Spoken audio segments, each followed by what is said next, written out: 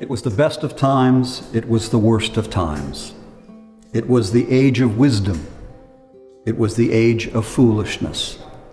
Now, some would think that might be a recent current op-ed in one of the national papers, but it's from Charles Dickens' Tale of Two Cities from 1859. But it seems to aptly describe the times we're living in, and some would predict that it is the worst of times. I'd like to advocate that it's the best of times. We're living in difficult times, but Jesus invites us to let not our hearts be troubled. And He invites us to come to Him. All of you who labor and are heavy laden, come to me, He says, and I will give you rest, the peace of God that passes all understanding. Paul uses a metaphor in Hebrews 12 about a race, a runner, throwing off everything that hinders, throwing off sin that so easily entangles, and let us run the race marked out for us, looking to Jesus.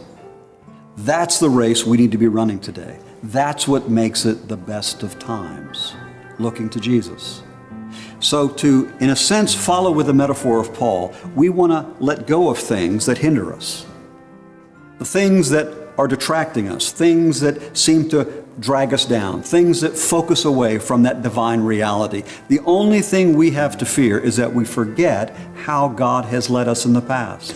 And God is wanting to lead us again today. He's inviting us to come to Him and to behold Him.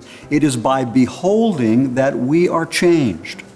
It is only the times in my life when I allowed Jesus to become more real, when I allowed Him and made the choice of allowing His Word, His story, to come into my life and speak into it, that I experienced transformation, this being born again, this new creation peace that Jesus talks about.